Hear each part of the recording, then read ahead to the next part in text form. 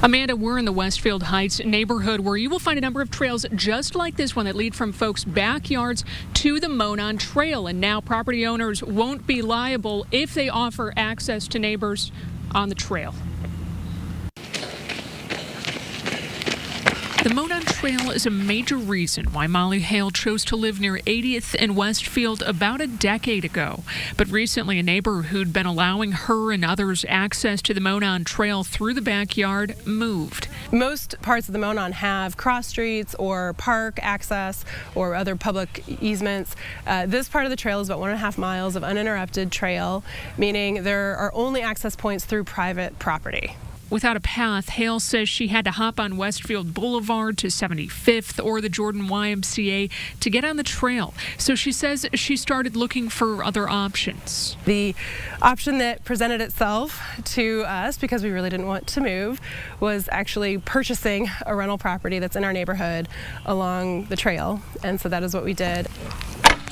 For the last year, she and her husband have offered their neighbors access to the trail through the backyard. But it came with one concern. If they allow neighbors to use their property to access the trail, liability could be a problem. If the person hurt themselves, they would seek to hold the property owner accountable. That's why she worked with State Representative Carrie Hamilton to push for a change in state law.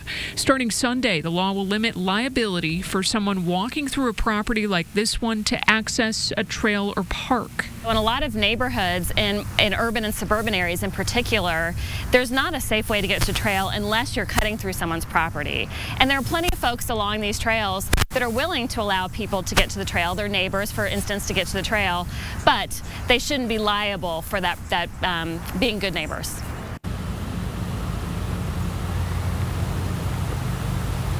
And this new law hasn't come without objection. Opponents in this neighborhood raised concerns during the discussions earlier this year at the State House, concerns about safety, about privacy, and thinking that possibly limiting that liability might lead to disregard for who sets foot here just steps from these homes. Reporting live tonight, Katie Hines, RTV6.